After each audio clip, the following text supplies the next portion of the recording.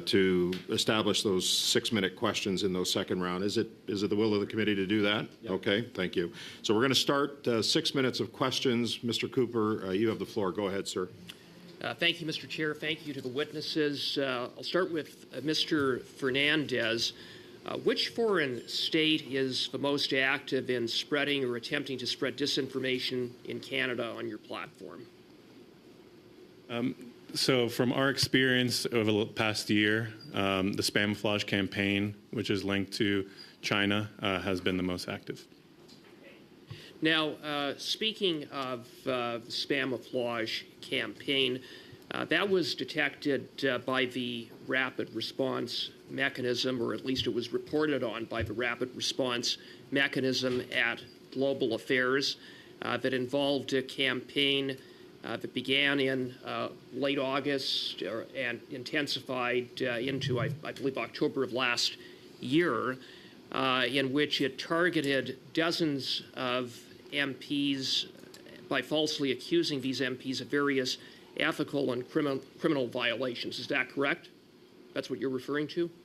Yeah, so over the last year, we've taken down about 60,000 accounts linked to the Spamouflage operations. About 9,500 of those came from escalations from the Rapid Response Mechanism. 9,000 that the Rapid Response Mechanism brought to X's attention? That's correct. Okay. And maybe I will turn to Meta now to maybe address the Spamouflage campaign, because Facebook was also used, and perhaps you could elaborate on the steps that you've taken and Facebook's or Meta's interactions with the Rapid Response Mechanism. Yeah, absolutely. I'll turn to my colleague, Dr. Hunley, to speak more about this. Yes, of course. So we've been enforcing against Spamouflage since 2019. Last year, we did a really large enforcement under our coordinated inauthentic behavior policy. Spamouflage is a long-running cross-internet operation with global targeting. We've removed thousands of accounts and pages after we were able to kind of connect different clusters of activity together as part of a single operation, and we're able to attribute that operation to individuals associated with Chinese law enforcement.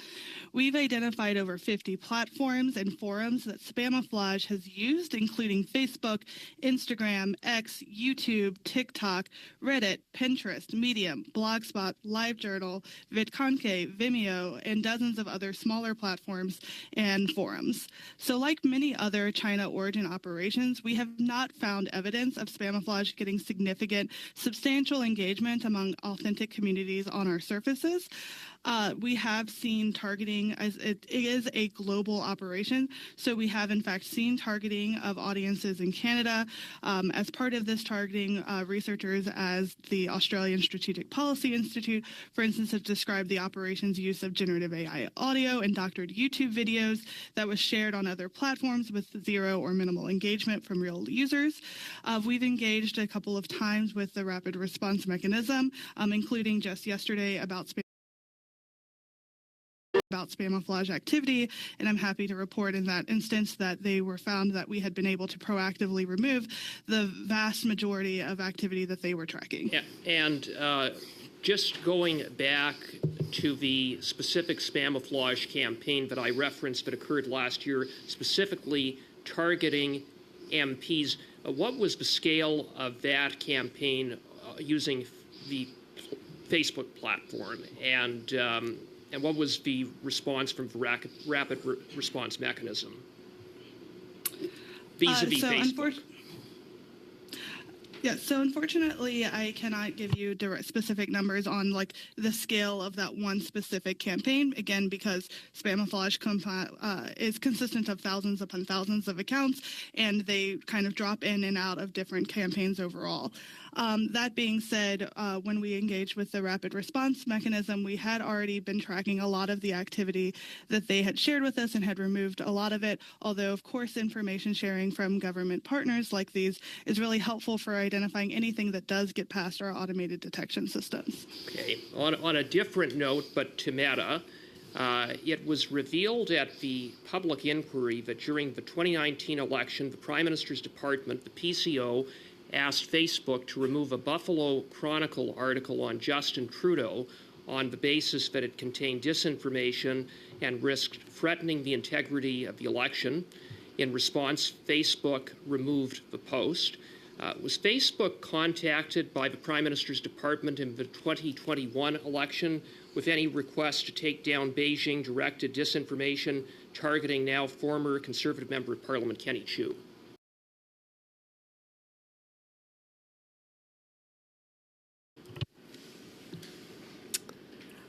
I'm not aware of any of those requests, but this is something that we can check with our internal teams and get back to you on.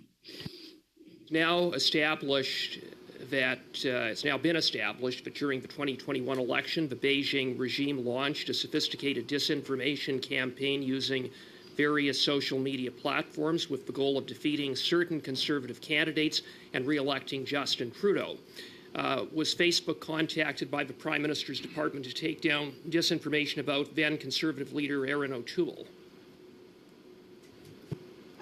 I can chime in here, Dr. Hunley, and you should comment as well. To my knowledge, we were not contacted by anyone in the Privy Council office or Global Affairs.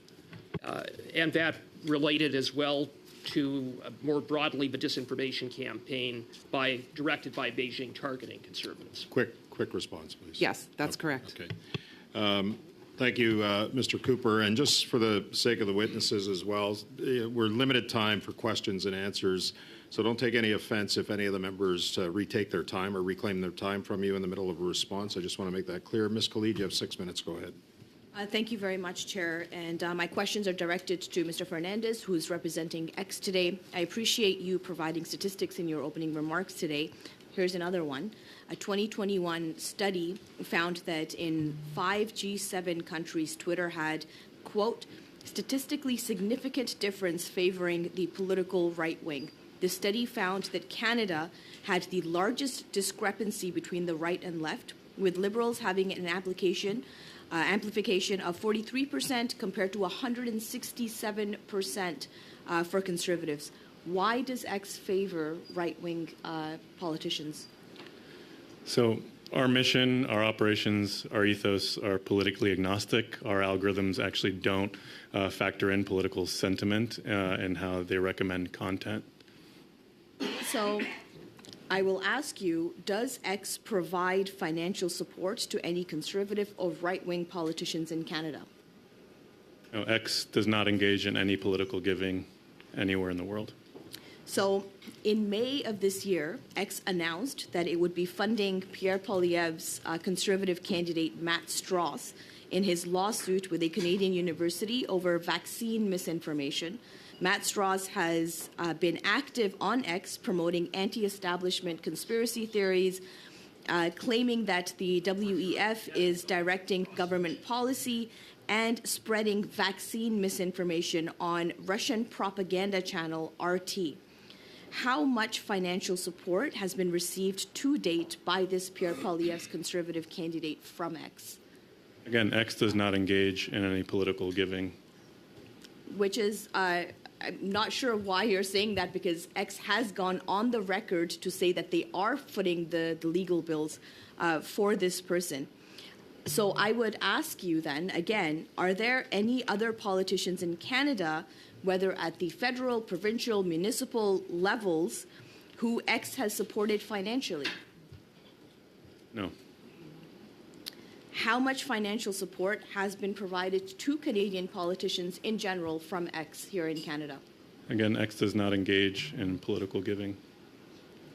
Does X have mechanisms in place to ensure that any money that has been provided, whether it's to your knowledge or not, and I'm hoping that you will come back with that information that is being used for the intended purposes? And as I say, Mr. Fernandez, it is on the record that X has agreed that it is footing the bill for this Conservative candidate for their legal fees. And I would like to know more information about X's involvement with our Canadian democratic process. Yeah, I'm happy to follow up with more information on our efforts around the world to support folks who are dealing with issues of freedom of speech.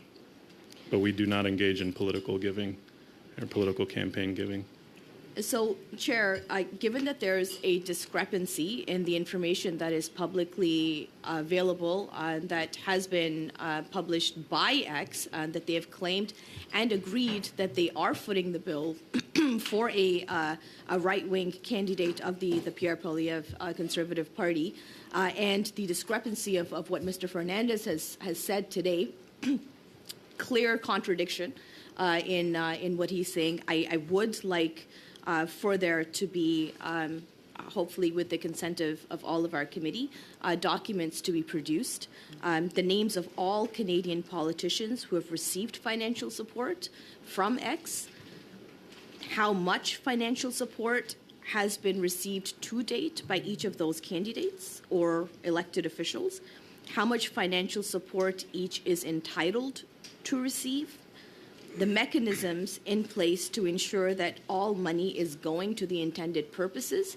for which there has been commitments made by X to these candidates, and proof that all money to date has gone to intended purposes and that checks and balances are functioning.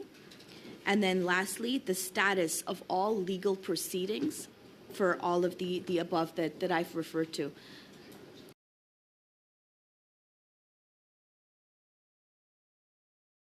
Okay. You seem to be privy to information that certainly I don't have or any other members, so I don't see any problem with that type of information being requested. Okay. I'm gonna stop the clock for Ms. Khalid here. What's your question, Mr. Barrett? So we would have to know that those documents exist for the committee to be able to request them. So Right. the committee does not have the power to request documents that don't exist or to request the creation of documents. Yeah. So I would be interested. So if this is a motion that Ms. Khalid's putting forward, what we'd like to see the motion in writing, because we're just without knowing that these documents exist. To your point, Chair, I'm not really sure what the source of this is. Yeah. So let's see what the request is, and then we can consider it. But we're not able to provide unanimous consent for the committee to do something that the committee doesn't have the power to do. Yeah. So quote you on that later. That's an interesting point. Can we deal with this later? No, Chair. I do want to make a point here because I feel that I'm starting your clock again then because you're making a point. Okay, sure. Go ahead. And to respond to Mr. Barrett's concerns, I will read a tweet from X on May 3rd of 2024, where it says, X is proud to fund a lawsuit filed by Dr. Matthew Strauss, an Ontario critical care physician and professor, against his former employer, Queen's University, after Dr. Strauss argued against wide COVID lockdowns and mandates on his X account.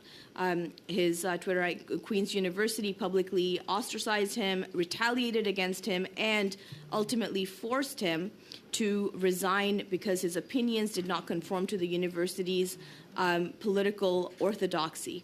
X supports Dr. Strauss's efforts to vindicate his free speech rights without fear of unfair retaliation, knowing and understanding that this person was a candidate for a political party. I want to know why it is that a platform that is claiming that they are protectors of free speech, and with the study that I've cited earlier, why is it that they're interfering in Canadian political democratic process? Okay, so your time's up.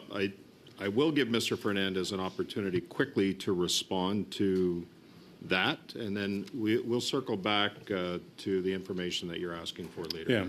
Yeah, our company and its leadership has made clear that if there are people around the world whose employment has been affected by what they've said on the platform and exercising their free speech, that we will support them in helping defend them. So that is what that is linked to. And so I just want to make that point. Thank you. Thank you, Ms. Khalid. Monsieur Villemure pour 6 minutes. Thank you very much, Mr. Chair. I'd like to thank all of our witnesses for being here with us today. I'd like to start with a question to Ms. Curran.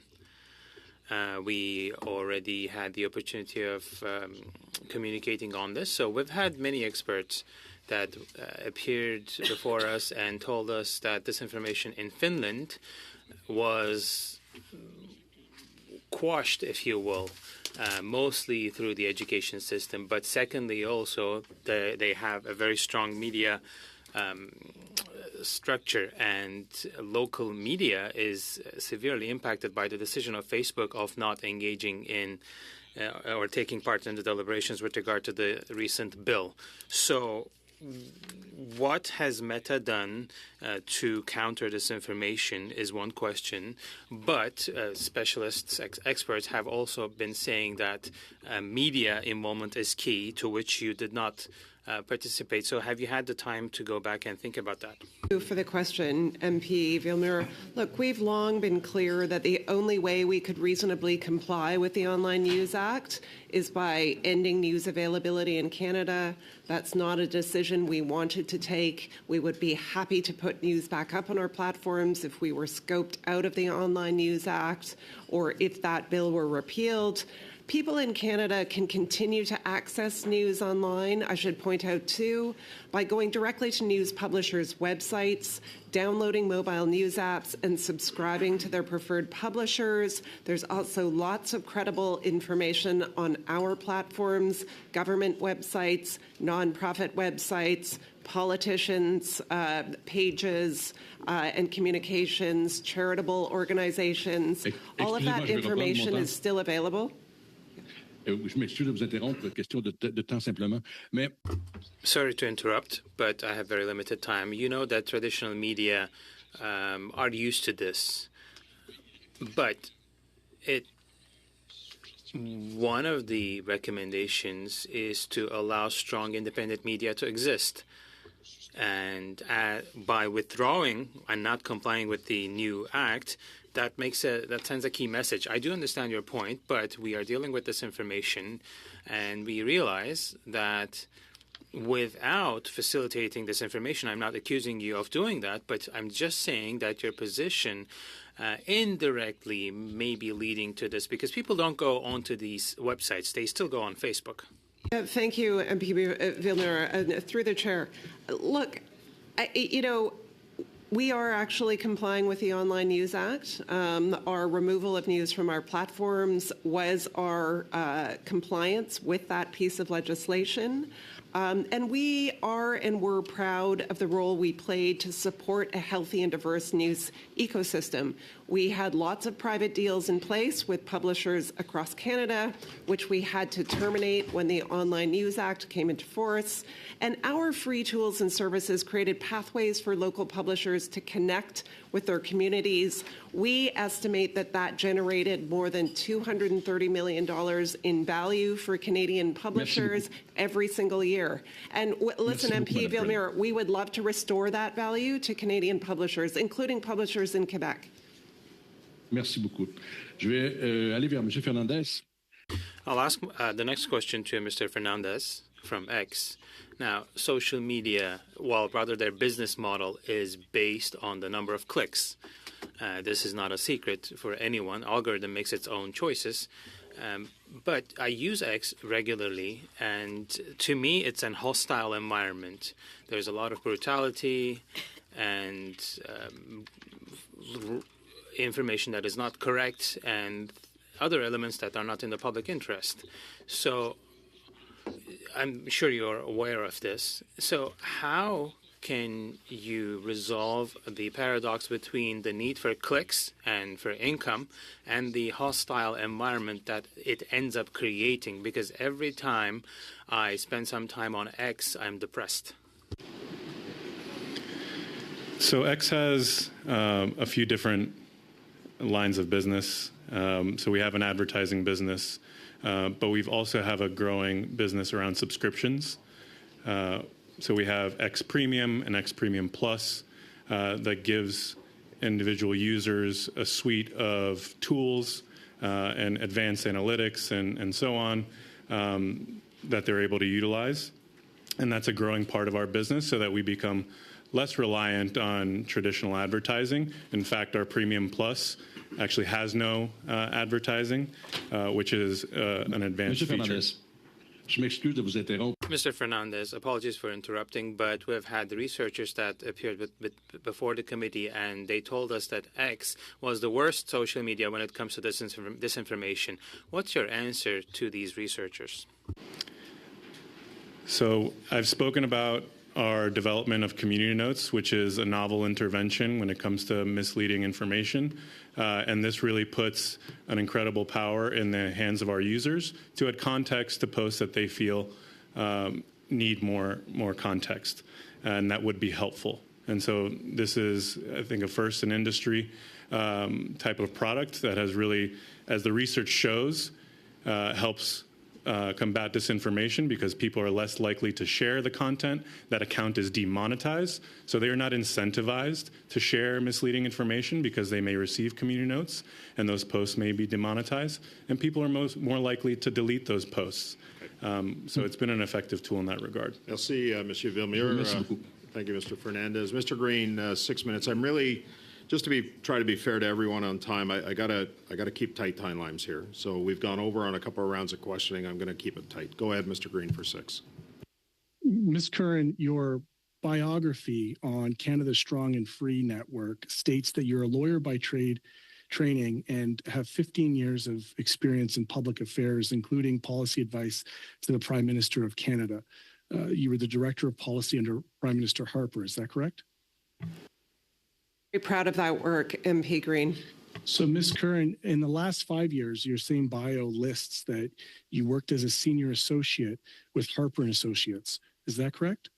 That's correct, MP Green. Okay.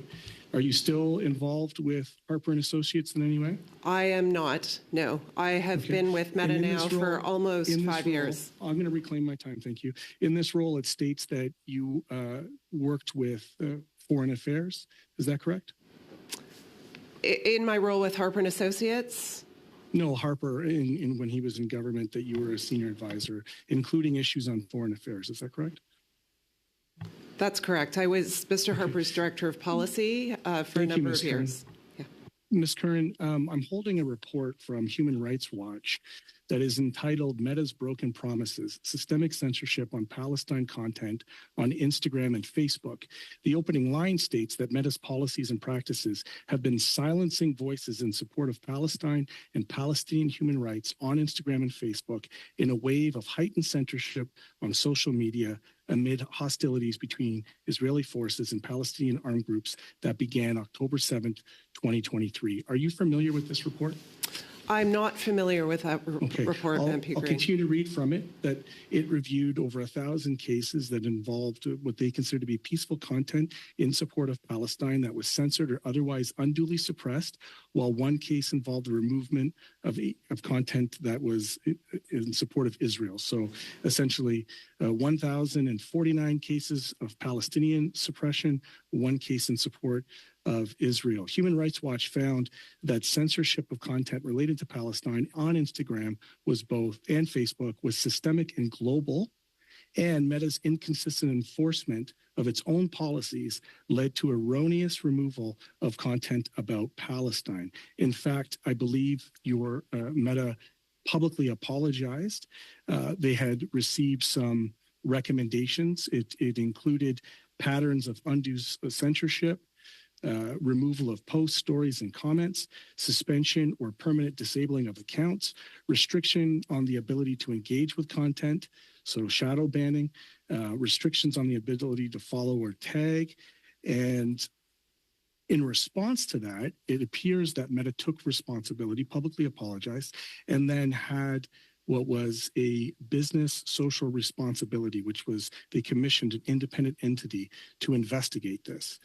And it did come back with findings that appear to have had adverse human rights impacts on the rights of Palestinian users. So what has Meta done since to ensure that Meta's practices don't unduly or harm the basic freedom of expression for people posting about the question of Palestine? Yeah, thank you for that question. It's a really important one. Look, since the terrorist attacks by Hamas last October and Israel's response in Gaza, expert teams from across our company have been working around the clock to monitor our platforms while protecting people's ability to use our apps to shed light on important developments happening on the ground. We quickly established a special... Well, look, do you want to hear the answer, MP Green, or do you want to posture politically? I want to talk about something. I want to talk about something positive. I want to give you an opportunity. Well, I'm happy to answer your question. It's my time, Ms. Curran. It's my time. Thank you. Mr. Green, go ahead. I'm going to reference a New York Times article by Sharina Franken, who it states that Israel secretly targeted U.S. lawmakers with influence campaign on the Gaza war.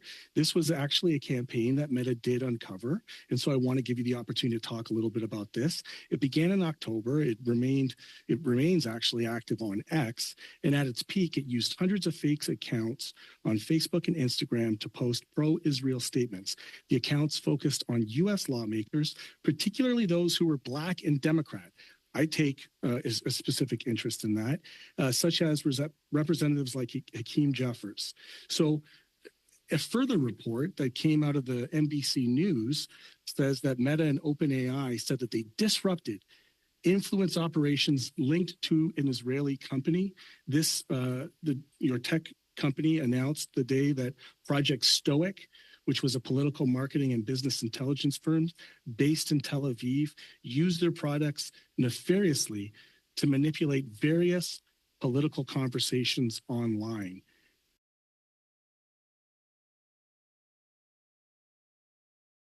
So as a Canadian lawmaker, what assurance do I have that these same tactics, these nefarious tactics linked by this Israeli firm, weren't used to target parliamentarians such as myself? Ms. Curran, you got 30 seconds to answer. Go ahead.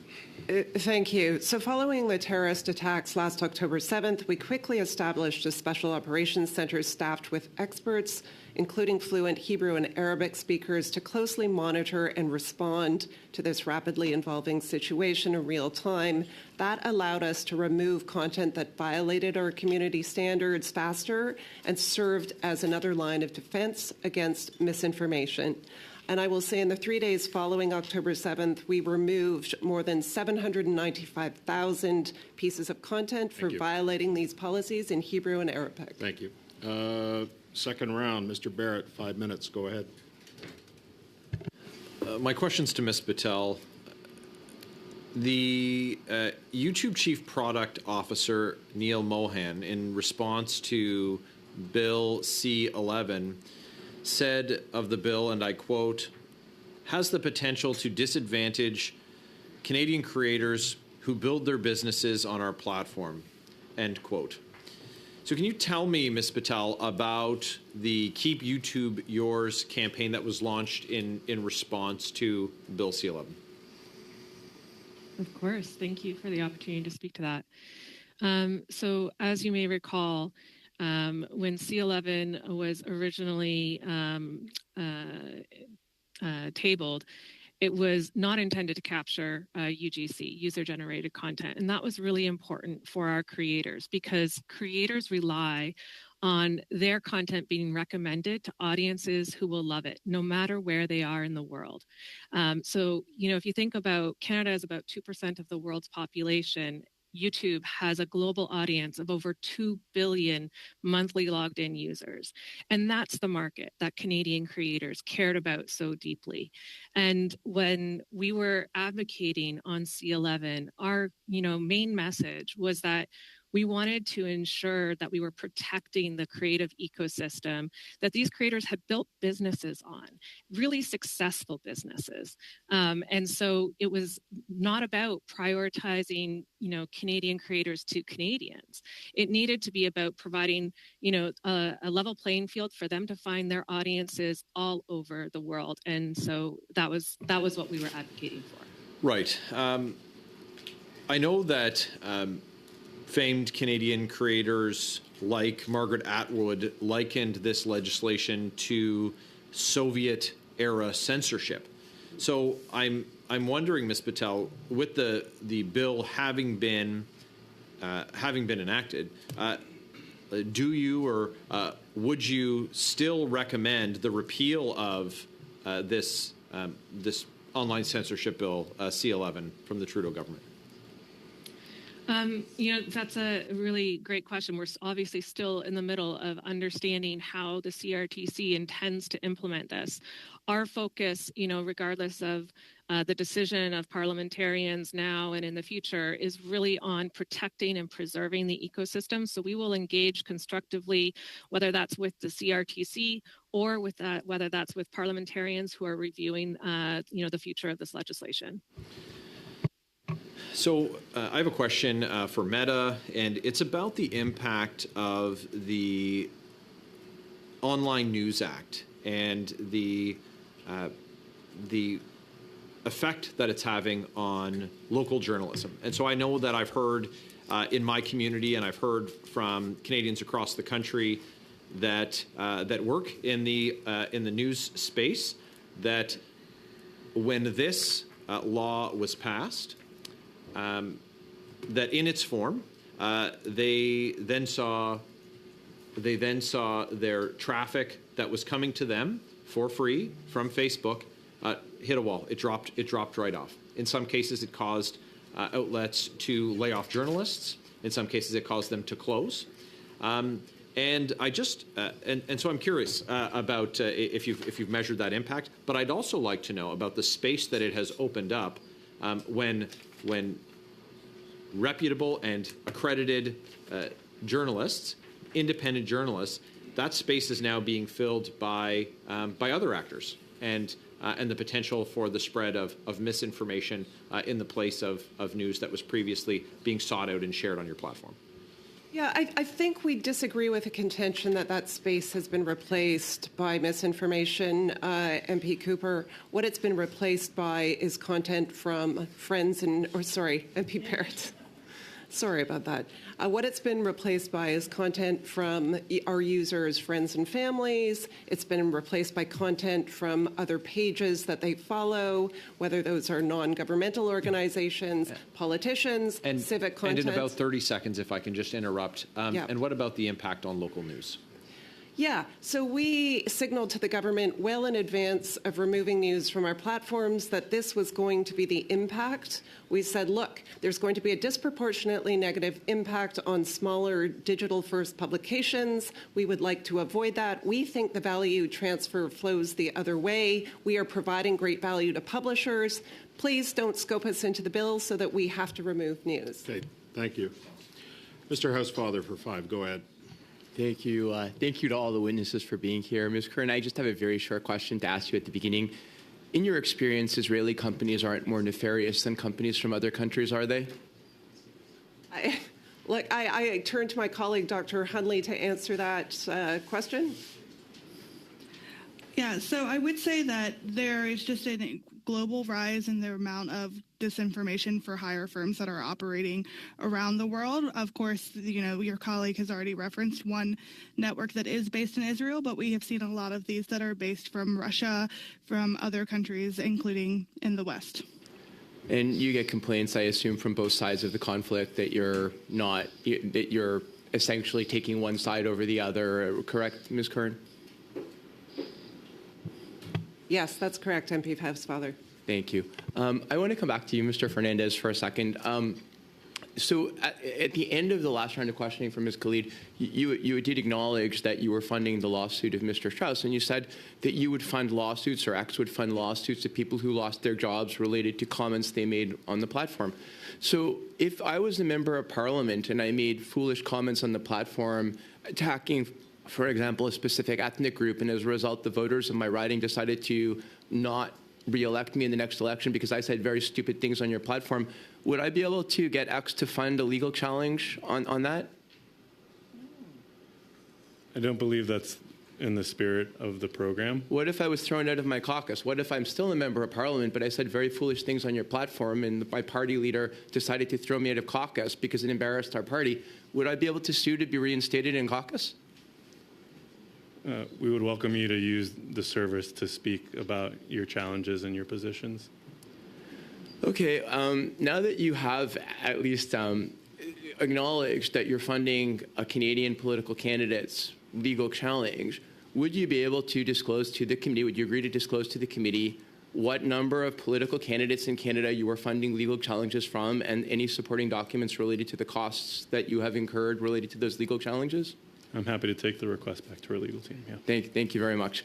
Mr. Deere, I have a question for you from TikTok. You're familiar with the Network Contagion Research Institute, correct? Yes, and I saw that they had testified to this committee in the spring. They have, exactly. Yeah. Mr. Finkelstein was here at our committee on this very study. And as you know, the NCRI did a study on Chinese influence on TikTok. And their conclusions, I'm going to read it to you. The conclusions of our research are clear. Whether content is promoted or muted on TikTok appears to depend on whether it is aligned or opposed to the interests of the Chinese government. As the summary data graph below illustrates, the percentage of TikTok posts out of Instagram posts are consistently range-bound for general political and pop culture topics, but completely out of bounds for topics sensitive to the Chinese government, such as, for example, the Uyghurs. What is your response to, I read the 26 pages of the report, and it's pretty troubling. What is your response to this, the idea that TikTok is essentially muting all of the voices that are against the Chinese Communist Party? Thank you for the question, Mr. Housefather.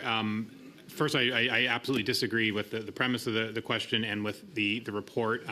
We have serious concerns. You disagree with the premise of my question? The premise of my question was simply that the report found that you were doing this. Do you disagree that the report found that you were doing this? We disagree with the methods. Okay, but that's not the premise of my question. The premise of my question was the report said this. Okay. And what was your opinion on the report?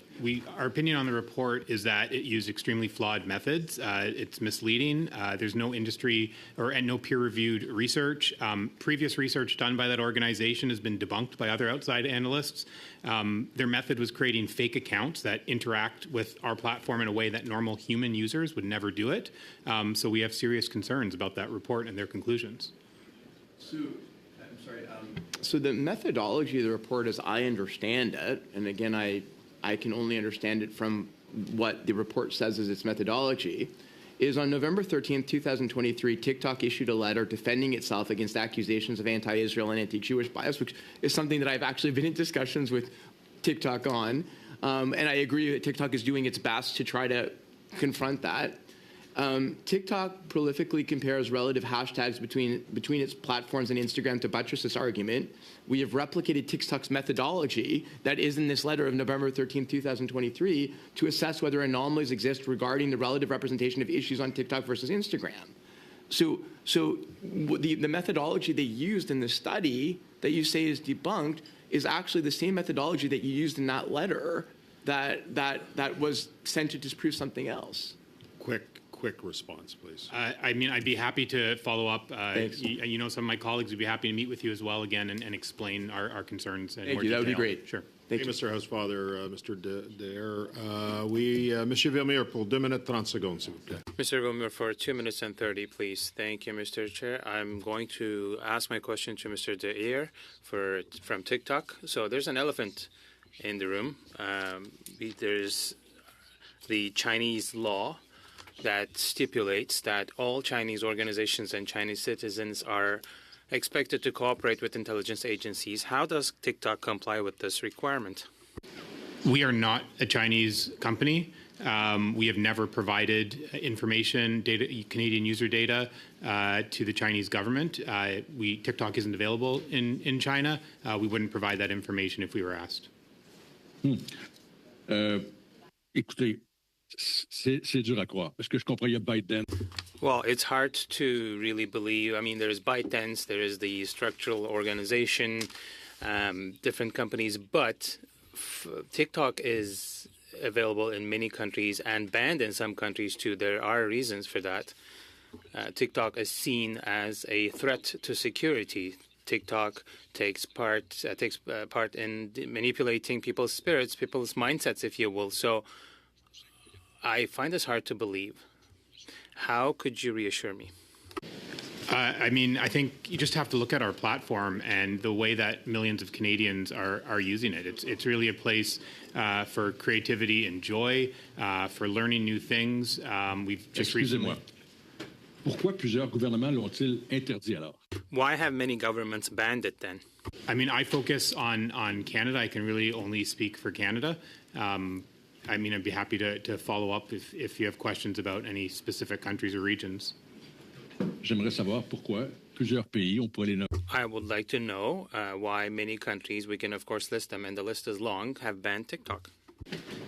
Again, I am happy to answer questions about Canada. That's my role. That's what I'm here to talk about today. We are very proud and confident of the work that we do to protect our platform, to protect user data, Canadian user data, and our moderation practices are open and transparent. So I talked about in my opening statement. We have global public community guidelines, and that's what we make our content moderation decisions based on. Merci beaucoup, Monsieur le Président. Okay, merci, Monsieur Villemure. Mr. Green for 2.5. Go ahead, please. Thank you very much. My first question is to Google. Is Google a signatory of the EU Code of Practice on Disinformation? Thank you for the opportunity to speak to this. Yes, I believe that Google is a signatory. Thank you. The next question is for Meta. It's the same. Is Meta a signatory to the EU Code of Practice on Disinformation? I don't know the answer to that question, but would be happy to follow up. I can add, we are. Yes. Thank you. My next question is for TikTok. TikTok, are you a signatory of the EU Code of Practice on Disinformation? I'm going to let my colleague Justin answer that. Yes, we are. The last question is the same, and it is to X. Are you a signatory to the EU Code of Practice on Disinformation? No, we are not.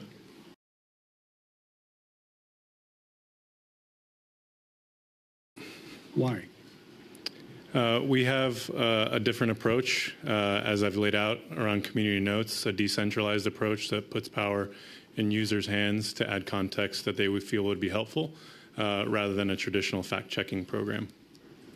Who is the chair? Who is the majority shareholder and chair of X? That's Mr. Elon Musk. And how much percentage share does he have? I don't know. I'd have to get back to you on that. 80%? Would that ring a bell, Mr. Fernandez? I'm not sure. I'd have to get back to you on that. Okay. Well, would you agree that Mr. Elon Musk is the chair, correct, of X? That's correct. He's chair, head of product, and chief technology officer. So he's also an executive officer on X. Yes, he leads our product and engineering teams. And yet you stated in previous testimony that you have no political givings with Twitter. So or X. So when Mr. Elon Musk has, as referencing an NBC News article, misleading election claims have accrued 1.2 billion views on X, new analysis says, under the Nonprofit Center for Countering Digital Hate, said that his debunked claims are spread widely and don't appear to be subject to X's community notes fact-checking system. So you're not signing on to the EU code, and yet your chair has 1.2 billion views of misleading election claims. As a representative of the company, what do you have to say about that? Quickly. So no user is above community notes. In fact, he has received several. And no one at X has the ability to place or remove a community note. Okay, Mr. Caputo, you're up for 5. Go ahead. I find that very difficult to believe. I find that, in fact, impossible Sorry, to believe. Mr. Green, your time's up. Mr. Caputo, go ahead. 5 minutes. Thank you, Mr. Chair. I want to pick up where the Liberals have seemingly taken a study on misinformation and trying to spread more misinformation. What else is new with that? Mr. Fernandez, could you please take a minute to expand on the nature and role of X's legal funding program? As I've shared before, the goal of the program is to support individuals whose employers have impacted their employment as a result of things that they've said on the service. So to be clear, is the support that's provided in this case to the person, Dr. Strauss, it's related solely to employment and not political candidacy? That's correct. Okay. And in this specific case, is it related solely to his forced resignation from Queen's University? I don't have all the details of that particular case in front of me, but I'd be happy to follow up with more. Thank you. Just want to you were just talking about community notes, so it seems timely. And I'm just going to reference a few community notes. This one here from the leader of the NDP, Jagmeet Singh, dated October 13th. Last year, Cenovus raked in $37 billion in profits and a whopping $64 billion in 2022. There was a community note on that with a link to Yahoo Finance News. August 17th, Justin Trudeau told Canadians things would be better. Instead, they've gotten worse. Families are losing their homes, and it goes on. Community note. Justin Trudeau is in government because of a confidence and supply agreement with Jagmeet Singh. And the community note goes on. Again, August 17th, Jagmeet Singh.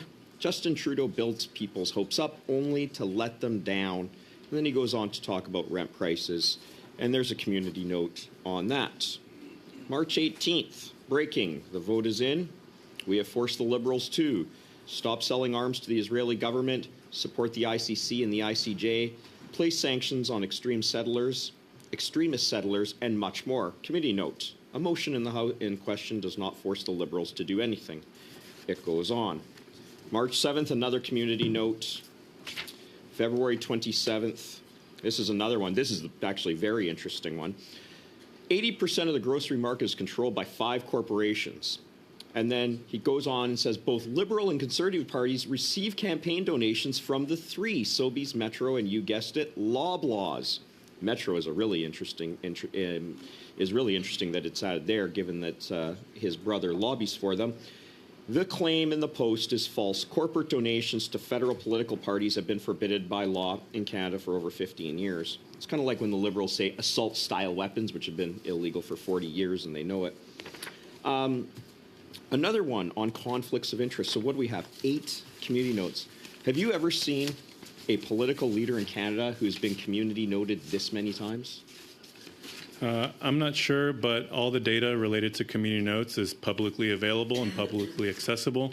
It's uploaded every single day, going back to the inception of the program, which allows researchers around the world to study the system. Not to be outdone, the Deputy Prime Minister, I'm looking at August 23, 2021. Great day, my anniversary.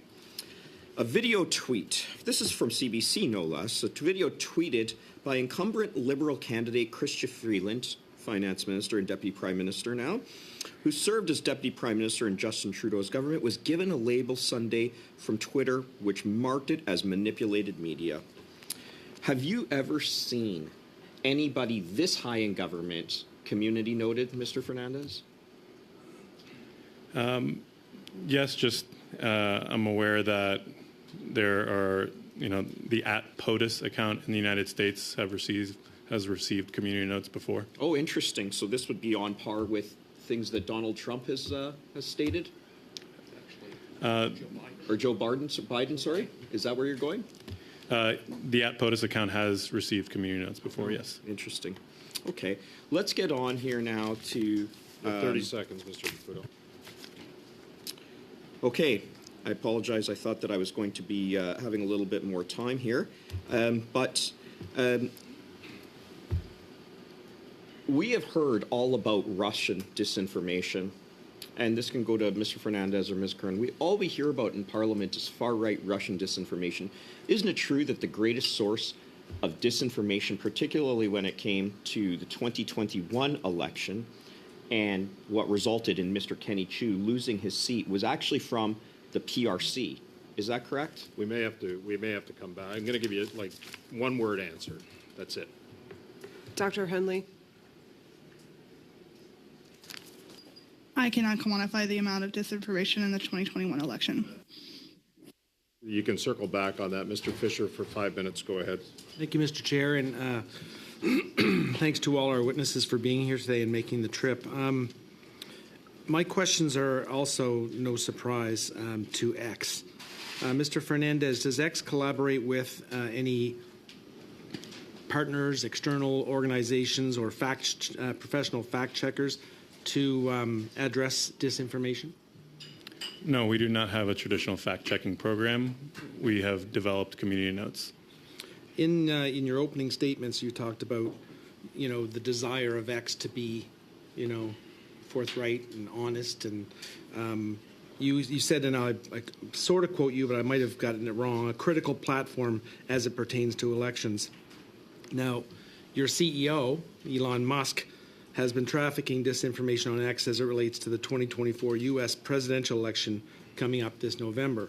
On October 4th, he retweeted a false claim that said as many as 2 million non-citizens had been registered to vote in Texas, Arizona, and Pennsylvania. On October 19th, he retweeted a post suggesting that the state's voter rolls were likely to contribute to widespread fraud. These were all debunked, and there are numerous other instances as well of election disinformation, and this is the CEO. So clearly your in-house fact-checking is not working, but my question to you is how can Canadians be sure that Elon Musk and other ex-employees will not spread disinformation about Canadian federal, provincial, municipal politicians, especially given that he's already opined on the platform X about Canadian affairs previously?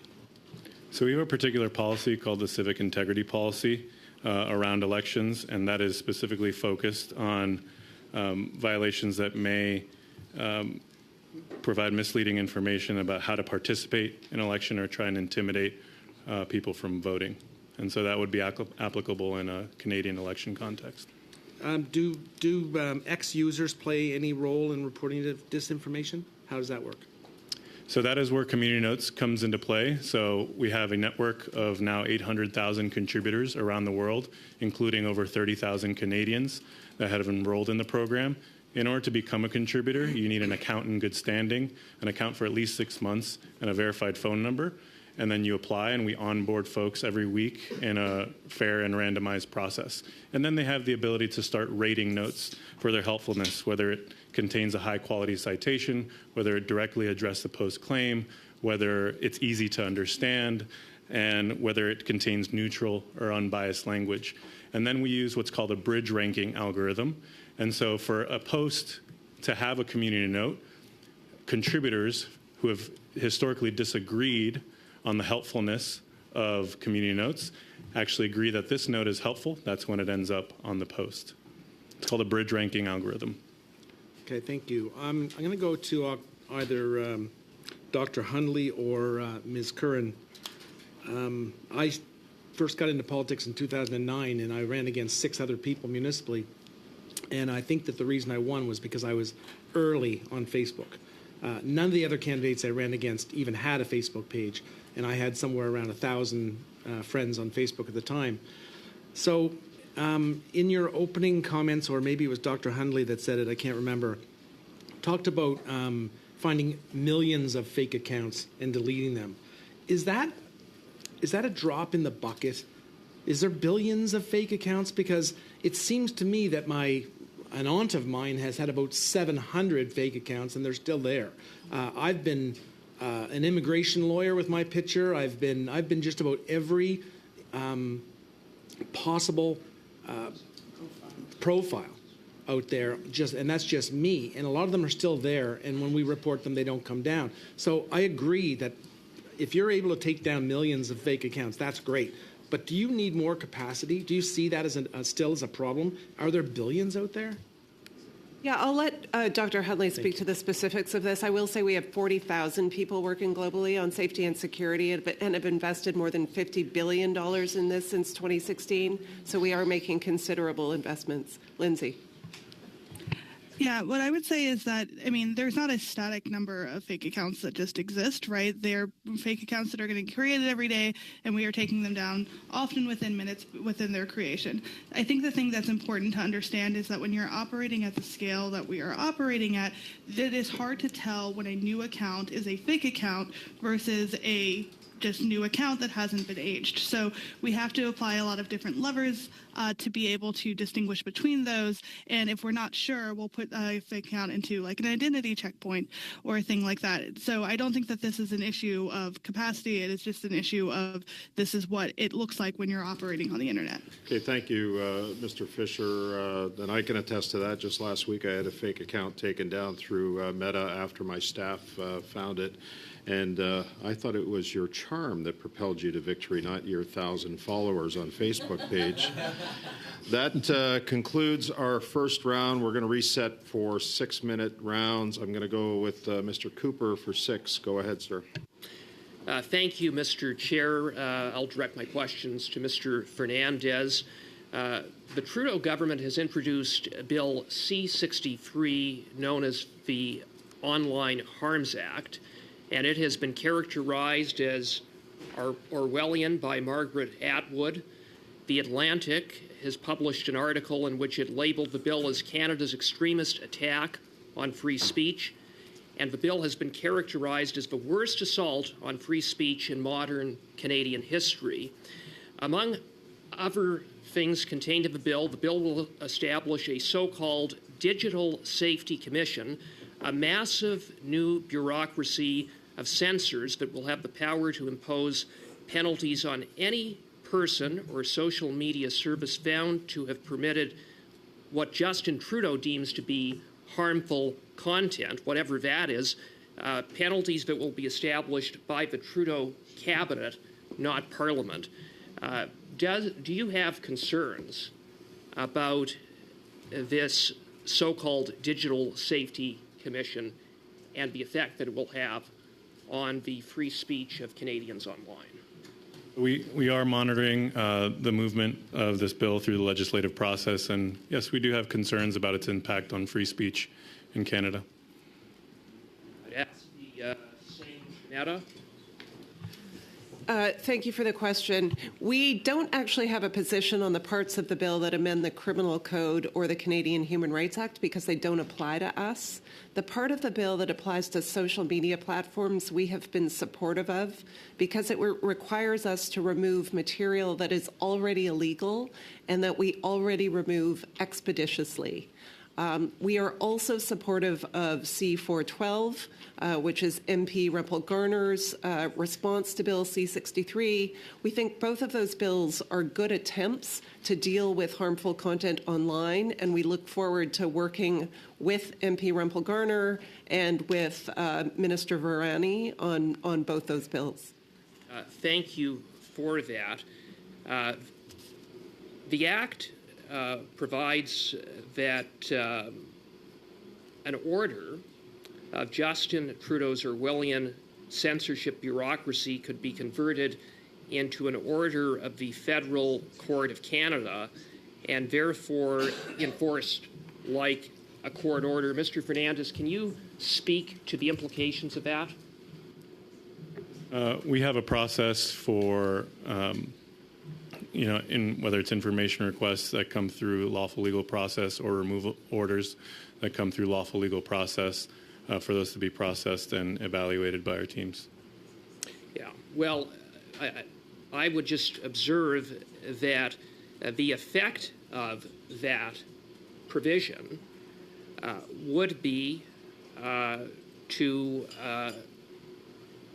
provide that a social media provider or persons affiliated with a platform like X could be subjected to severe fines or even imprisonment for contempt of a court order on the basis of refusing to take down a post that Justin Trudeau's bureaucrats deem to be harmful content.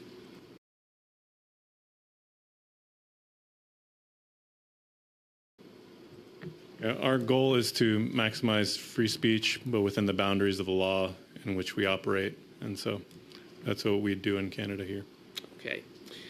I'm going to go back to a question that I had asked at the end of my last round, and that was the fact that the Prime Minister's Department was very quick to get in touch with Facebook when it had identified an article that contained disinformation about Justin Trudeau.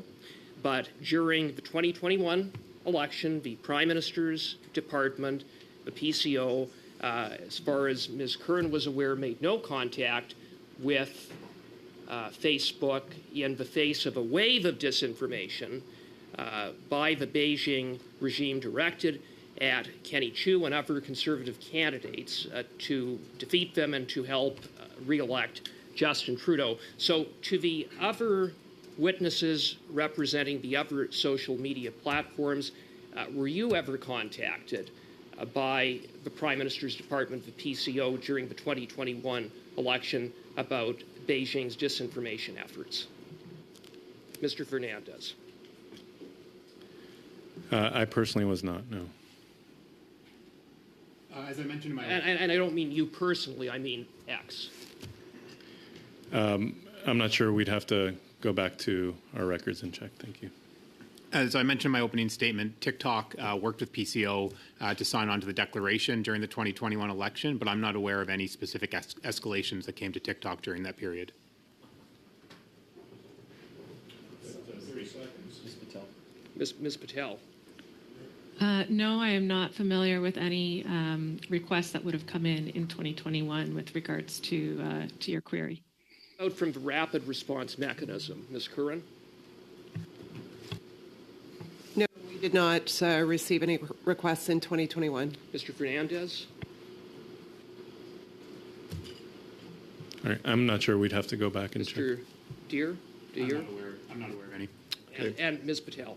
Oh, Ms. Patel. No, go ahead. I'm not aware of any. Telling. Good.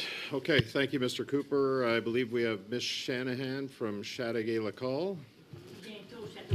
I realize Merci that. beaucoup, Monsieur Brassard. 6 minutes, Merci please. beaucoup. Thank you very much, Mr. Brassard. Thank you, Mr. Chair. Well, I'll continue in French. And it's clear that Facebook, as we refer to it in Chateauguay, is very popular among the people in my riding.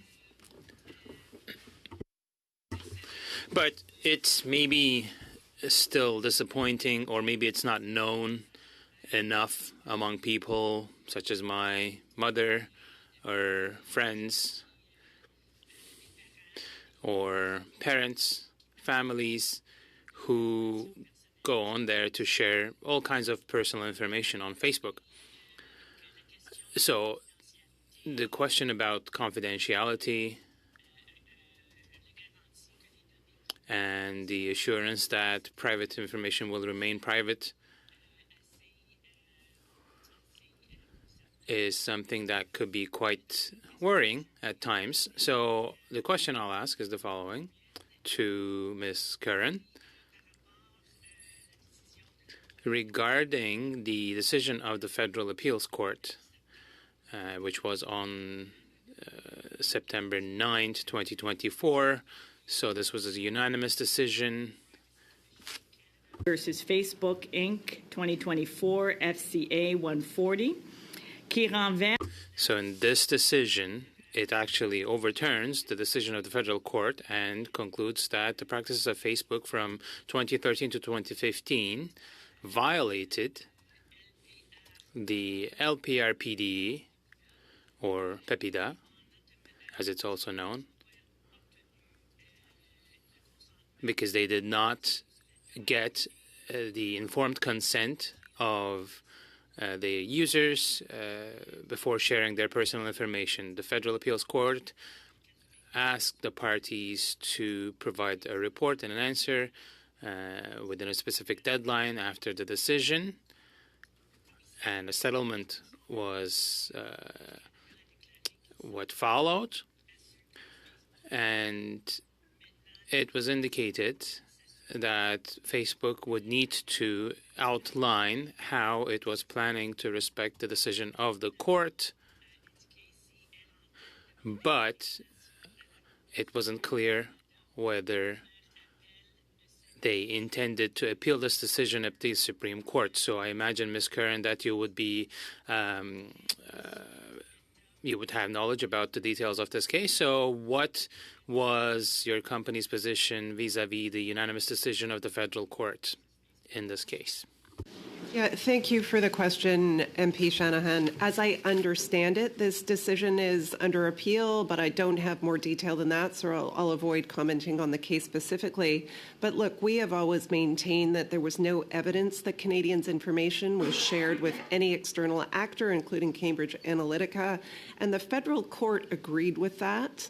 Finding that there was insufficient evidence that Canadians' data was ever shared externally. Look, more importantly, I would say in the last few years, we have transformed our privacy practices at Meta and built one of the most comprehensive privacy programs in the world.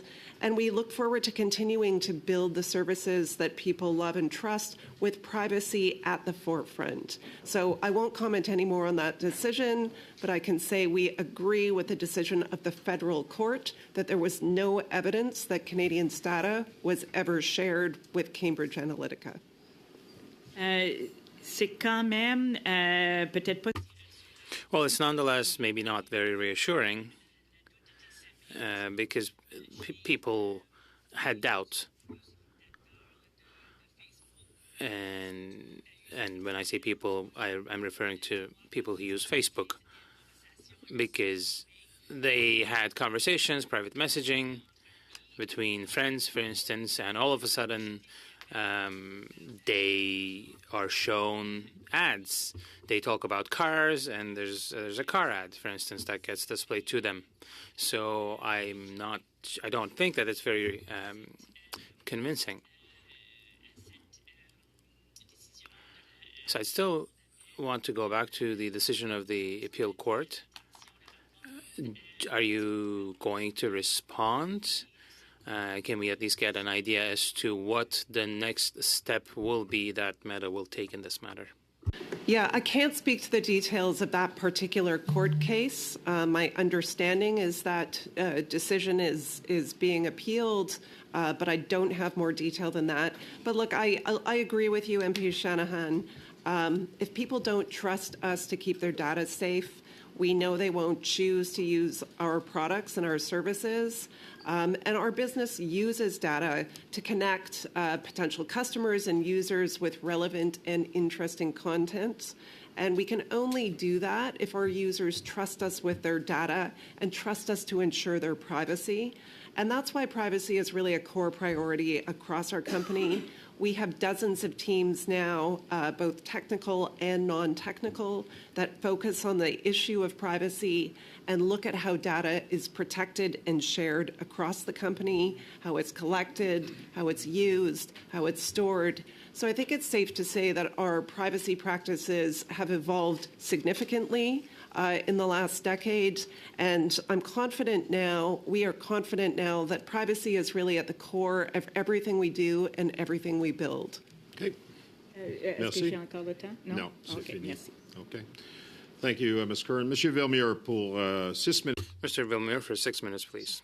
Thank you very much, Mr. Chair. I'll turn to Mr. Dyer from TikTok.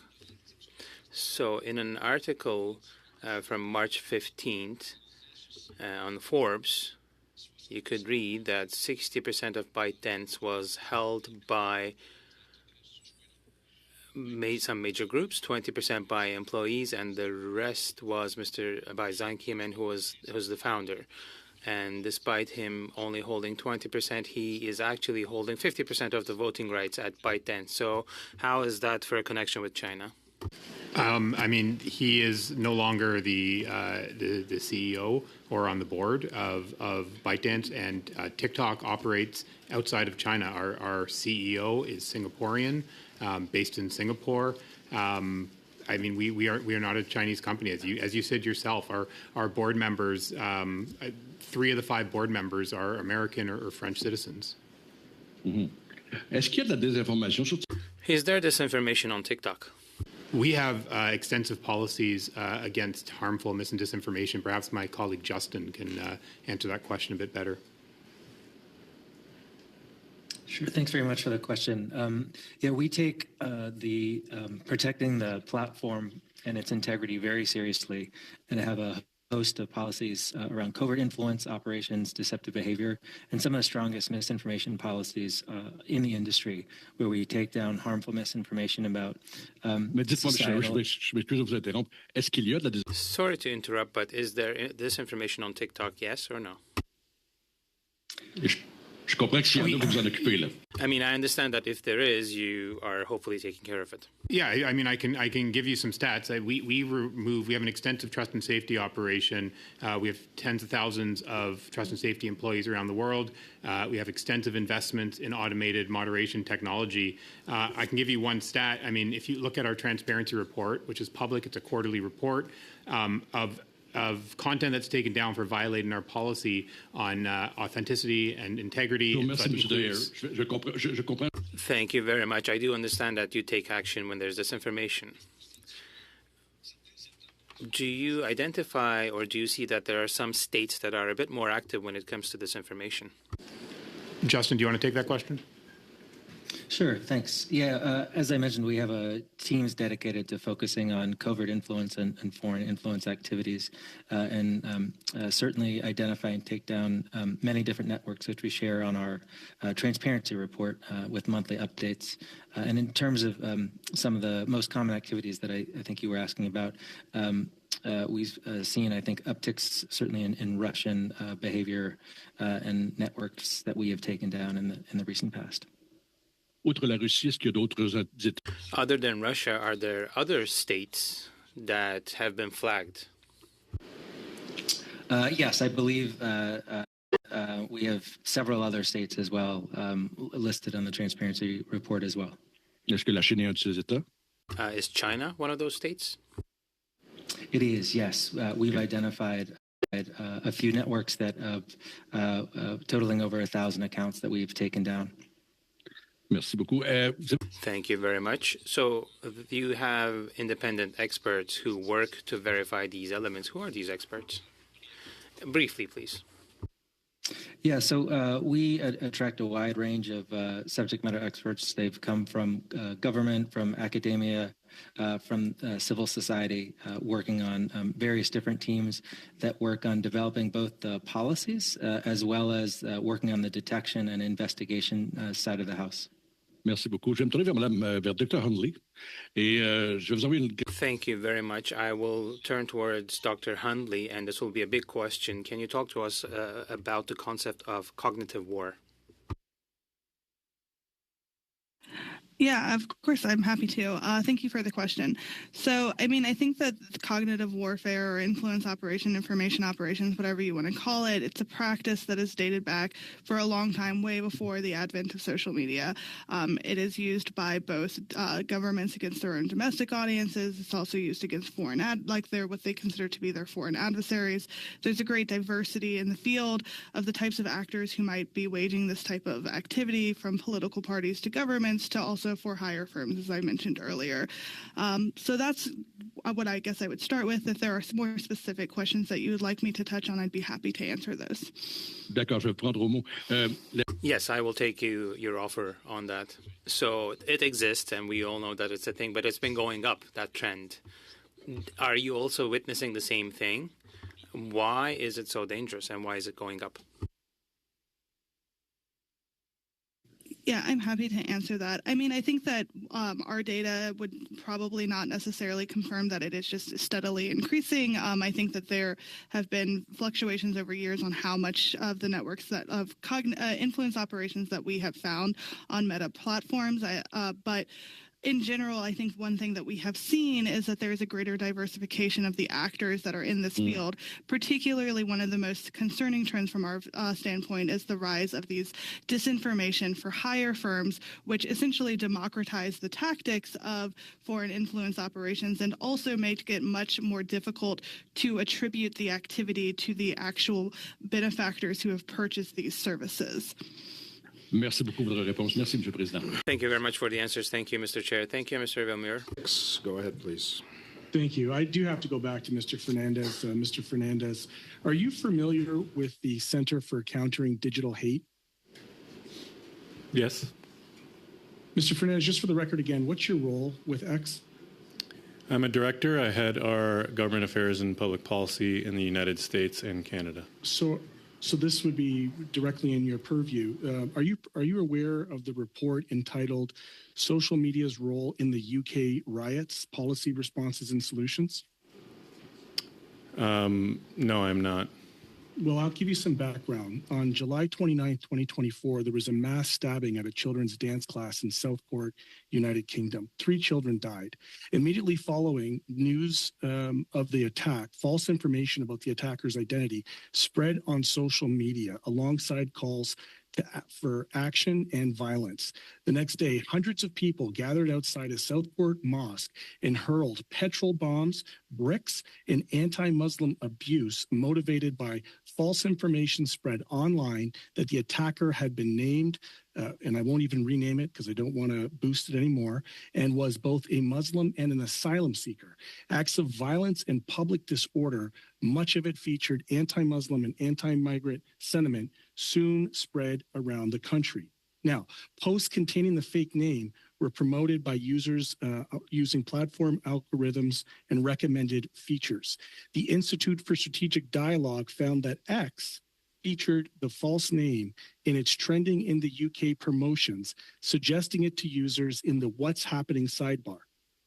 Far-right figures with millions of followers capitalized on false claims that the attacker was an asylum seeker, spreading the falsehood further into the massive following bases. Now, one platform stood out. It was yours. It was X. And the owner, which we identified already, Mr. Elon Musk, shared false information about the situation to his 195 million followers and made a show of attacking the UK's government response to the outbreak of violence. Rather than ensuring risk and illegal content were mitigated on his platform, Musk recklessly promoted the notion of an impending civil war in the UK. Mr. Fernandez.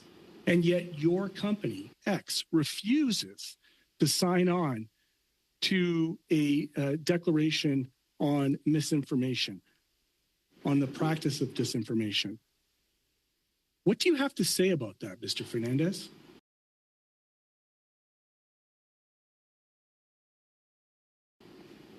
About what in particular, sir? About the fact that your platform was responsible for misinformation about the false name of a person who was identified as Muslim and an asylum seeker that reached potentially 1.7 billion people, Mr. Fernandez. Out of all of the people here, X is the only company that refused to sign on to a code of practice on disinformation. And your owner, who is currently on the campaign trail with Donald Trump, in a hyper-partisan role of X, contrary to your testimony at this committee, is responsible for this. What do you have to say about that to the people who were targeted in the UK, sir?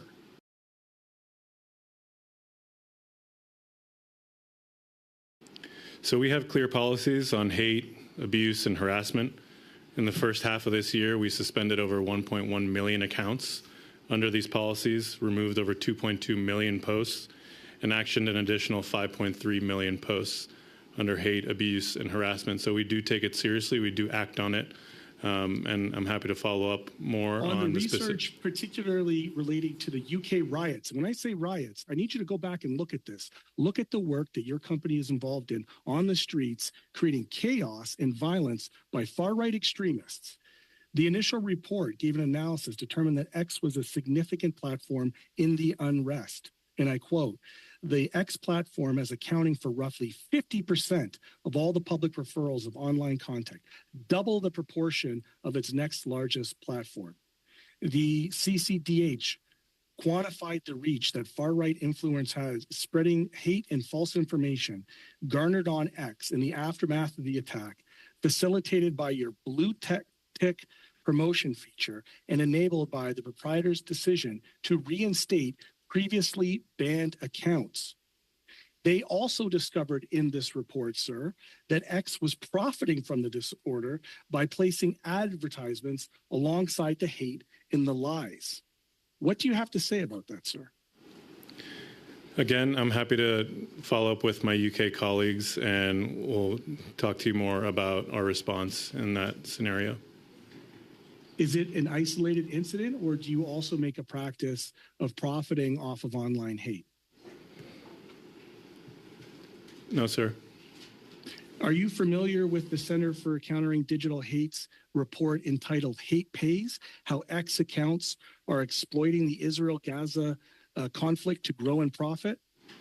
I'm not familiar with that particular report, but I'm happy to talk about our response to the Israel-Hamas conflict. It conflict. states that X appears to be profiting from ads served near content from hateful accounts exploiting the conflict, that hateful accounts benefit from the verified perks that boost the visibility on their post. Of the 10 accounts in the study that benefited from the paid for blue tick verification, which X ensures gives their post greater visibility from prioritizing ranking on the platform, 6 of the hateful accounts have enabled X's subscription feature, enabling them to profit by charging followers to access exclusive content. Mr. Green, that's 6 minutes right now, so. I find it all despicable, sir. I'm going to say that, and I find the testimony incredulous. Thank you. Okay, thank you. Mr. Caputo, that completes our first round. We're going to go to 5-minute questions. So we're going to go to Mr. Barrett. Go ahead. Mr. Adair, in the United States, your platform has a creator fund. And I know that Mr. Fernandez talked about that aspect of his platform. Can you quickly give us some sense on what the anticipated rollout or any plans to roll that out in Canada would be? Sure. Thanks for the question. This is something we talk a lot about with Canadian creators. The Creator Fund, or the Creativity Fund as it's called now, is specific to the U.S. and a few other countries. We haven't rolled it out globally yet. It's something we're always looking at ways that we can continue to help creators monetize their content and earn a living on their content. There are quite a number of other ways, though, that Canadian creators are thriving and making money by using TikTok. I know you have a constituent in your riding that I mentioned in my opening statement, Corey McMullen, and he uses it for brand partnerships and to sell his own items directly to his followers. He has an audience of over, I think, 400,000 or 500,000 followers. Live gifting is another major way that Canadian creators are able to monetize their platforms by going live and receiving virtual gifts. So we're constantly looking at ways that we can help our community leverage their audience and earn money or even make a living through TikTok. Yeah, I appreciate that response. So I have a question that I'd like to put to each member of the panel, and it has to deal with the responsibility that verified users on your platforms have when it comes to the dissemination of disinformation and their responsibility. Mr. Fernandez, you talked about the great checkmark and the trust that users of your service can have when they recognize that great checkmark means that person is an elected official or a government official. And I want to read to you a post on X from 2023, 10/7. Canada's Foreign Affairs Minister posts, "Bombing a hospital is an unthinkable act, and there is no doubt that doing so is absolutely illegal." That post was viewed 2.7 million times. It's still live on your site today. Now, I want to juxtapose that with an ABC News story from 18 October 2023. I'm just going to read you the first paragraph. A day after Hamas-led Gaza Health Ministry claimed Israel had attacked the Al-Ali Arab Hospital in Gaza City, saying some 500 Palestinians had been killed, Israeli and U.S. officials, explosive experts, and President Joe Biden said Wednesday, and available evidence shows the destruction was caused instead by failed Palestinian terrorist rocket launch. End quote.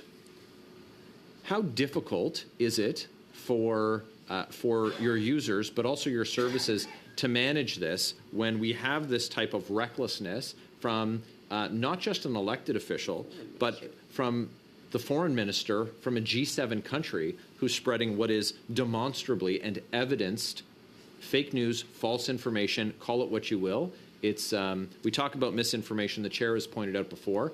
That's a clever term for when people lie. What kind of challenges does this create with this type of actor posting this type of misinformation? Sure. Times of conflict and disasters, people come to X to find out what's happening, and often, it can be challenging to understand what's happening in a conflict zone, such as the Israel-Hamas war. And this is where community notes can be really powerful and sometimes act faster than traditional fact-checking. But because so many people come to the service and there are a lot of different sources of authoritative information and important information, this is where folks can make better sense and get a more accurate picture of what's happening on the ground.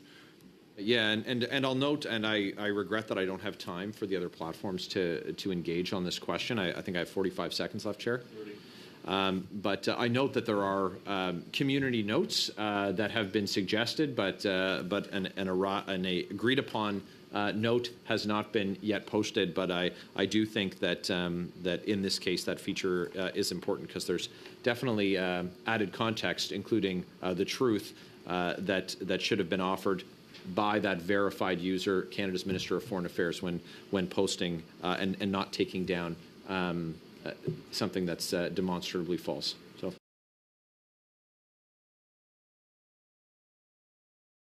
thanks. Thank you, Mr. Barrett. I see Mr. Baines has got his helmet on. He's ready to go online there. Your headset. Go ahead, Mr. Baines, for 5 minutes, please. Thank you, Mr. Chair, and thank you to all our platform guests for joining us today. I wanted to talk to Mr. Fernandez regarding bots. Bots, we know, are a source of misinformation on social media platforms. Since X was sold, bots activity on X has become worse than ever. According to experts like Timothy Graham at the Queensland University of Technology, there was a report done, a story done on from Washington Post. An article from July 2018 reads that the rate of account suspensions, which Twitter confirmed to the Post, has more than doubled since October, when the company revealed under congressional pressure how Russia used fake accounts to interfere in the U.S. presidential election. Twitter suspended more than 70 million accounts in May and June, and the pace continued in July. But according to your statements earlier today, Mr. Fernandez, you said X has removed 60,000 spamouflage accounts in the last year. Why is there such a discrepancy between the suspensions before Mr. Musk purchased the platform back and what I referenced in 2018? Is that not a huge gap? Are bots still active? Well, one thing I would say is that compared to 2018 and now 2024, 6 years later, we have a lot more activity on the service. We have more monthly active users. We have more daily active users. Just in the first half of this year, as we recently disclosed in our public global transparency report, we suspended over 460 million accounts under our platform manipulation and spam. So our threat disruption teams are active and busy every day thwarting these types of campaigns. And then, so spam would be equal to bots. So is that, or are they people actively, are they actual people accounts?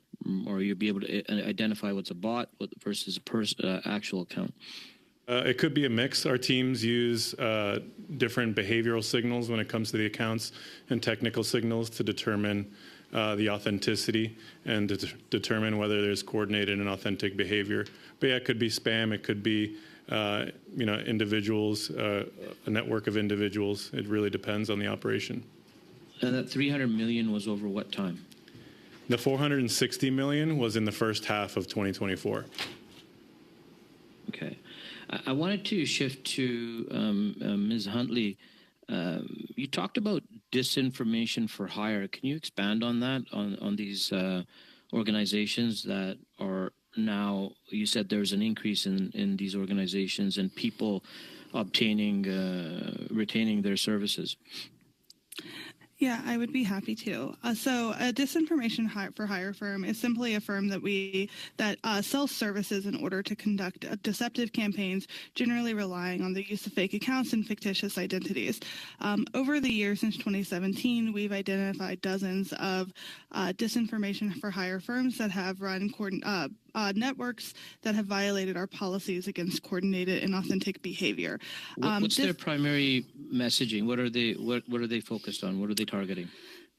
So, and I understand it must be a range of things, but if you can maybe highlight some of the key, is it tropes? Is it hitting on people's social issues that they maybe value versus devalue? Yeah, so it really is going to depend on the benefactor who is hiring the services and what they've hired them for.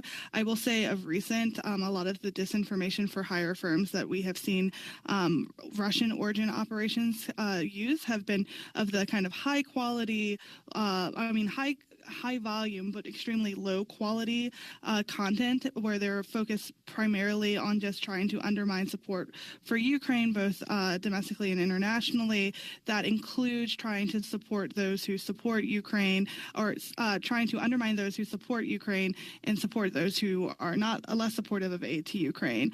So that's what we've seen primarily from kind of the Russia origin disinformation for hire firms of recent. But is it just Russia, or are you seeing it in India, for example? We saw reports. They have various media outlets also really focus on that type of campaigns. Maybe not, and I'm not sure how much of it is hitting your platforms. Yeah, so it's certainly like the disinformation for hire trend is not unique to Russia. We have seen firms from a lot of different places. I don't recall off the top of my head if we've seen any type of for hire firm activity from India, but if we had, we would have disclosed, it would be previously disclosed. That said, there's also a distinction, I think, to make between disinformation for hire, where people are really lying about who they are and what they're doing, versus kind of more overt influence operations, which might be conducted through either overtly state-controlled media or state-aligned media. Okay, good. Thank you. Thank you, Mr. Baines. I knew you were going to make a great point before I had to cut you off. I was going to cut you off, and then I let you go. So thank you, Ms. Hundley. Monsieur Villemure, 2 minutes et 30 secondes, s'il vous plaît. Merci beaucoup, Monsieur le Président. Thank you very much, Mr. Chair. I will turn to Mr. Dayer from TikTok. So beyond the introductions we've made, but can you be very open and candid and show us the linkage between TikTok and China? Thank you for the question. TikTok is a global company. Our headquarters are in Singapore and Los Angeles. As I mentioned, 3 of our 5 board members are American or French. We store our user data in the US, Singapore, and Malaysia. Donc la réponse, c'est qu'il n'y a aucun lien. So the answer is that there is no link whatsoever. TikTok does not operate in China. We are not a Chinese company. Non, il n'y a donc aucun lien entre TikTok et un propriétaire chinois. So there is no link between TikTok and a Chinese owner.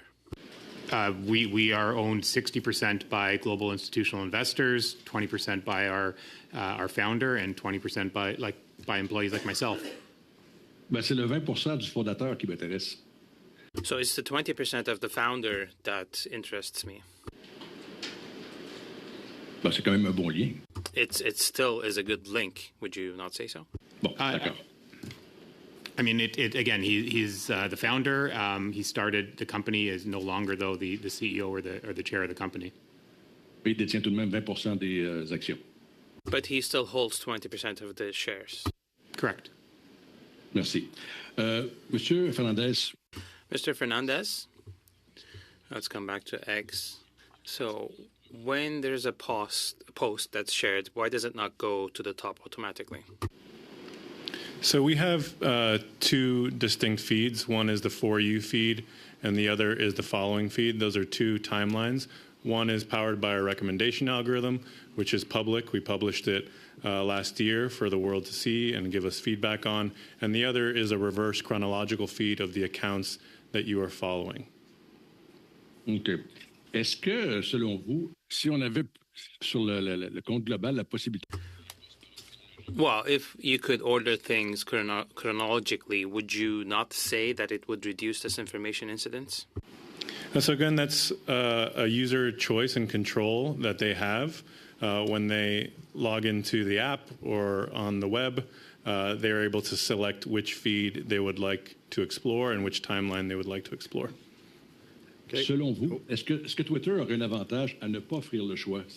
Do you think that Twitter or X why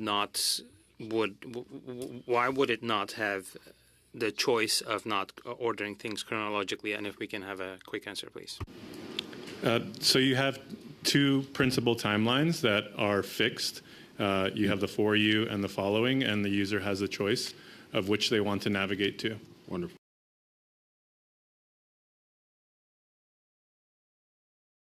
Merci, Monsieur le Président. Merci, Monsieur Villemure. Mr. Green, go ahead, 2.5 minutes. Thank you. And of course, you know, much of the questions of the previous round were around the ownership and ByteDance. And I did hear what I would consider to be sometimes weasel words that are used in explanations, and I'll tell you why. Because the question wasn't about where it operates or where its servers are, who the board members are. The question was about like the origins of ByteDance. And so is it not fair to say to the TikTok representative, Mr. Dier, that ByteDance under Chinese law does require compliance with Chinese law? Thank you for the question, Mr. Green. ByteDance has entities that operate exclusively outside of China, such as TikTok, and they also operate businesses inside China. The TikTok does not operate in China. We do not store data. Where is ByteDance based? It's a global company. Are you refuting that it's based in Beijing? Is that your testimony here today? There are offices in China for ByteDance. As I said, they have Chinese businesses and entities that they run. But I mean, for TikTok, our headquarters are Singapore and Los Angeles. You know, I've suspended my use of TikTok subsequent to inquiries about foreign interference that I take very serious, waiting for investigations to unfold. I was an avid user of TikTok. I know many people who are. I give credence to what you're saying about people enjoying it. And I would put to you that, in fact, the reason why people spend so much time on TikTok is because of the power of the algorithms, the ability to profile people and continue to provide content to them that will essentially monopolize their time on the platform. There still remains a concern that, regardless of how you're answering it, you don't want to characterize it as ByteDance as a Chinese tech giant. I would. You don't want to say that it's Beijing based. I would suggest that it is. And yet here we are. We have countries around the world, and I'll say specifically the West, that are investigating the use of the algorithms that TikTok has. Like, what do you have to say to people like myself who've suspended their accounts because of the fears of the potential for foreign interference? Thanks for the question. I appreciate that, and I appreciate that. I remember seeing your content on TikTok, and I think you used it in a great way to engage with your constituents. I don't need that, Mr. Dier. What I need you to do is answer the question. Yeah, I need a quick response. We are absolutely committed to transparency and reporting on how we moderate content, where we store data, and any government requests that we receive for data or content removal. We are transparent in posting. Wonderful. Thank you. Thank you, Mr. Green. Mr. Caputo for 5, and then Ms. Khalid for 5, and that'll be it. Go ahead, Mr. Caputo. Thank you. I'm just going to pick up Mr. Dier. I hope I pronounced that correctly on what my colleague Mr. Green was stating. Now, my recollection, this is some time ago, was that government accounts were no longer able to use TikTok. Is that accurate? Currently, there is an order from the Treasury Board that says you can't use TikTok on a government-issued mobile device. Right. Okay. Now, did you have any interactions with the federal government after that occurred? We continue to engage with the government on policy issues, and we did reach out and have some conversations with the Treasury Board following that decision. Okay. Do you recall, from your perspective, what was the rationale for the government taking that action? Pointing to generalized concerns that they pointed towards with data security. We provided them with information about how we operate, and our public position at the time that we stated was it doesn't make Canadians safer to just go after one platform. That if the Treasury Board or the government wants to set rules for what types of apps should be on government employees' devices, they should set a bar, and that should apply equally to all apps, not just to one app. Okay. So if I understand you correctly, do you feel as though TikTok has been singled out as in your data security would be on par with perhaps the organizations that we have here at committee today? Absolutely, yes. Okay. Now, we've talked, this is about misinformation, disinformation, and we've talked a lot about community notes. And perhaps Ms. Hunley or Ms. Curran can help me out. I don't recall this. What is the equivalent of the Facebook community note? So we have the largest global fact-checking network of any of the online platforms, and we work with over 90 different organizations around the world to fact-check content. Okay. And so let's say you fact-check something, and it is false. Then what? So we have a range of treatments we can apply to it. We can apply a screen that says this content is false or partly false, and it will link to an external organization's website explaining what the fact-checking organization has found. We can also downrank or demote that content so that it is less visible to our users. For content that is particularly problematic, we can remove it altogether. So there's a range of different treatments. And who decides what treatments a given post gets? Yeah, our content review teams make the call on how content should be treated. I see. Okay, and I mean the reason I'm asking this is because Mr. Dyer, in his opening, he talked about the prohibited information. It's a standard of some sort. I just have a kind of cryptic note here that I wrote to myself. Prohibited information that would cause significant harm. Do you recall that, Mr. Dyer? Yep. Yeah. So what's the threshold for significant harm? My colleague Justin could describe that for you, please. Hey, thanks for the question. So we consider a wide variety of harms that we remove, including election misinformation undermining civic integrity, medical misinformation that may lead to significant physical harm or death, or things that may cause public panic or large-scale property damage, as a few examples. Now, during an election, which, we're all parliamentarians here, we all use social media, but I think a lot of us, really don't enjoy the process because there's so much misinformation and frankly, a lot of really mean-spirited comments. But during an election campaign, which often is about 35, 36 days in Canada, we'll just go back to you, Mr. Elric. Is there a heightened awareness on TikTok's behalf with respect to these significant harms, or is it just kind of business as usual because there's just so much content to deal with? Well, in the midst of elections, we take our responsibility to protect the integrity of the platform incredibly seriously and have a task force that are spun up to prepare and enforce all of our policies here. So we certainly do scenario planning and assess various different types of things that may happen and have dedicated teams looking to moderate and enforce content around election misinformation or hate or harassment, and partner as well closely with fact checkers who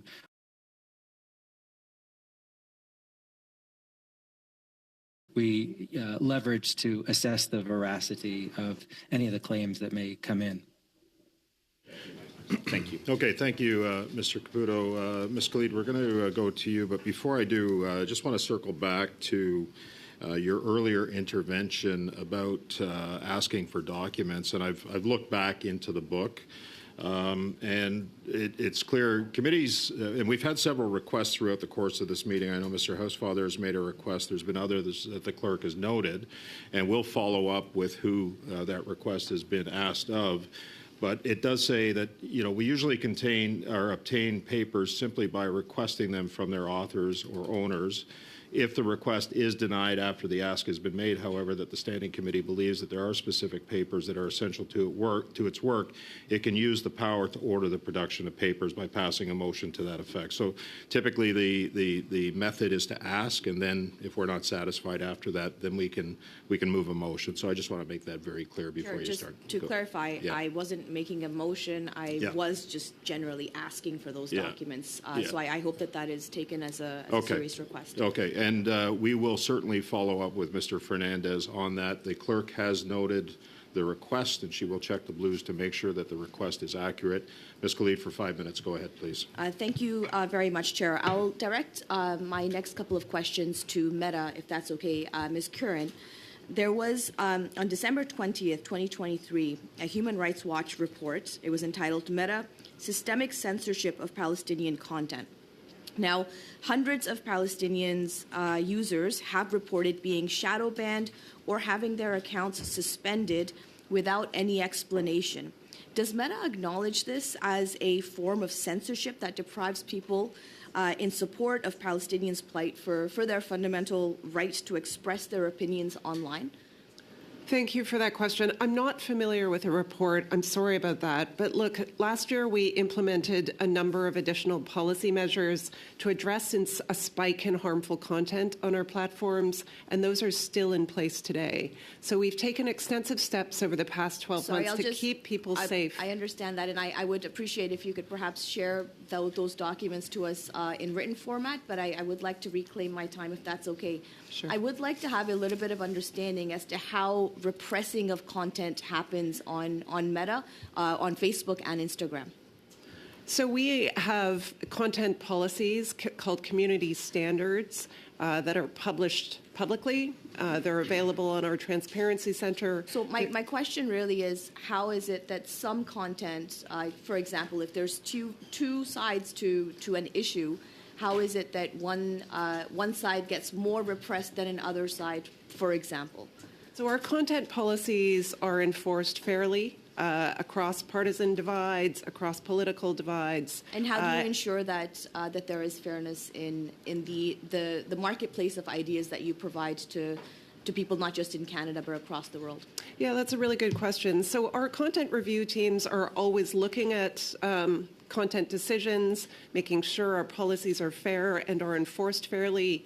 We also recently set up something called the Oversight Board, which is a really interesting model that examines the decisions we make around content. So if we make decisions to remove content or leave content up that our users disagree with, they can appeal those decisions to the Independent Oversight Board, and that Oversight Board will take a second look at our decisions. And where does that Oversight Board operate from? I'd have to get back to you on that. It's an independent board. It's independent of Meta. So yeah, I'll get back to you with if you can, please. I'd appreciate that. So in your comments to a colleague who had asked the question with respect to employees of Meta, you had, I think, mentioned there were 60,000 global.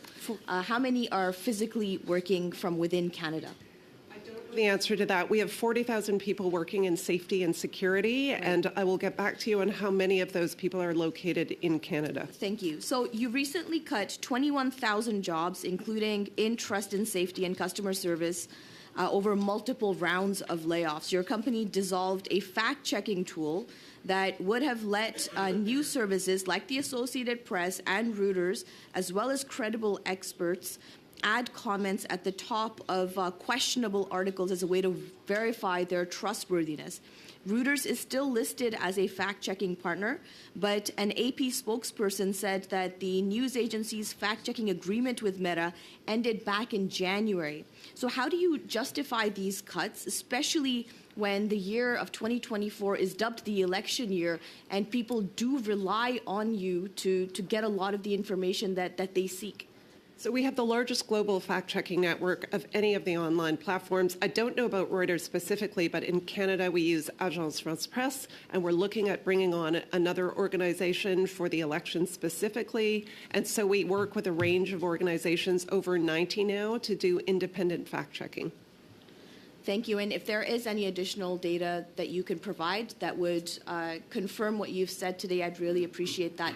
Mr. Fernandez, I'll just go back to you really quickly on the blue check marks and apparently the ability now on X to be able to buy legitimacy for a number of dollars to amplify your voice regardless of how accurate or, and how that voice is or is not truthful. It is misinformation, disinformation, hate speech, etc. But you can purchase the blue check mark that then amplifies your voice. Has there been any study that has been done within X as to how that blue check mark and the accounts associated with that has any correlation with misinformation, disinformation campaigns, fact-checking expeditions on your platform? I'm going to need a quick response, quicker than. And I'm happy to take anything in writing, Chair, as you know. Okay. Yeah, I'm happy to follow up. Mr. Fernandez. Yeah, I'm happy to follow up on the distinction between the different check marks and what our premium and premium plus subscriptions entail. Okay, perfect. Thank you, Ms. Khalid. I want to thank all our witnesses. I'm not going to name you all. There's just too many of you.